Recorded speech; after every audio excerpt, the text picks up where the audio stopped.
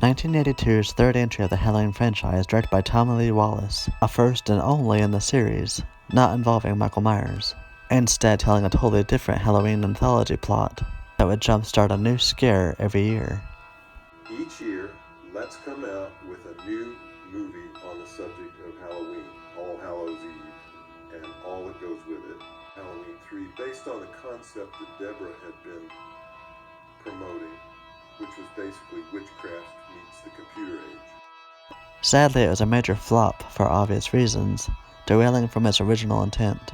The idea was great and one that could expand further without destroying the Michael Myers mystique. I thought it honestly had a lot of potential, but Halloween 3 clearly didn't make enough success to make another sequel within this style.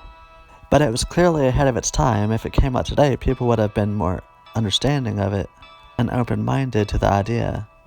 Instead of becoming a slasher like the rest, Season of the Witch is told through the story of sci-fi and witchcraft.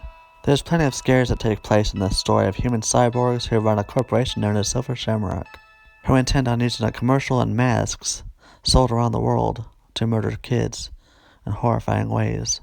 It's a pretty scary story.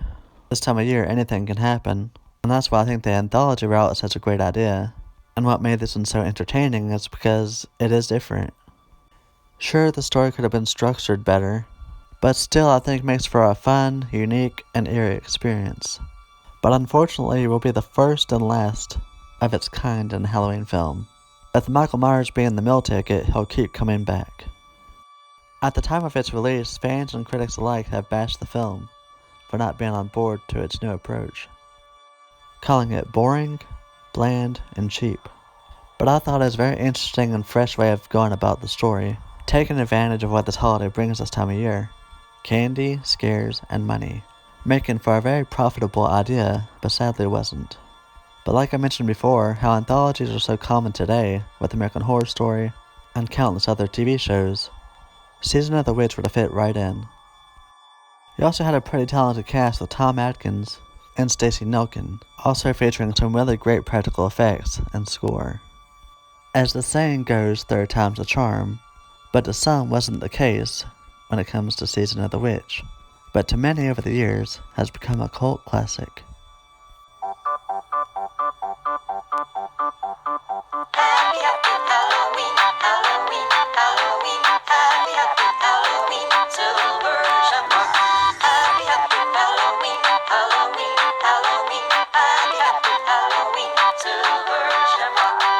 It's almost time, kids.